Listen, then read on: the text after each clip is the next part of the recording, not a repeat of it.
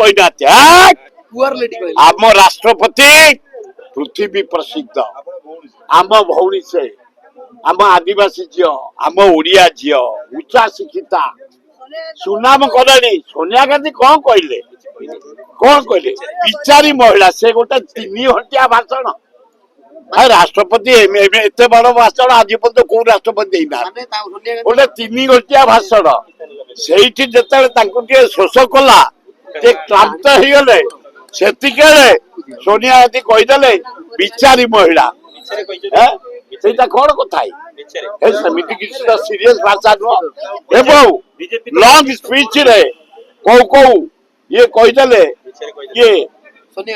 सोनिया गांधी कहीदे विचारी महिला सेमती डेंजरियस नुह अच्छा सुरेश बाबू सिंह हमर पुतलिका दाह कलेनी हमर राहुल गांधी ए किछ सेमती कुशपतल राजा जानवे केमती बाबू ए सुनम आमे सब कुशपतला पोड़ी पोड़ी पोड़ी पोड़ी आजा गलु कुशपतल न जानले आमे नेता बेले जानवे केमती लोक इच्छा सरकार हां आय जदी कुशपतला न पड़िबू ये बाबू सिंह बेले ताकू जानवे छी हां आय विधायक बेले की विधायक के काकू चिनुची नंबर 1 केतरे केते बा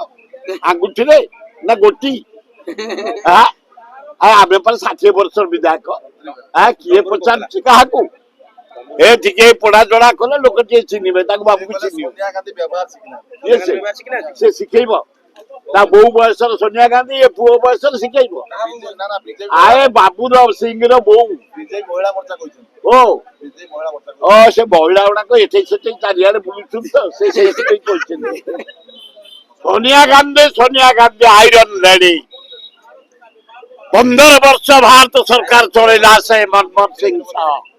भारत विकास दान अतुलनीय जड़े दक्ष महिला कौ कहीदे विचारी महिला सेमती डेंजरियस भाषा राष्ट्रपति ना दिल्ली रे भोट चली तो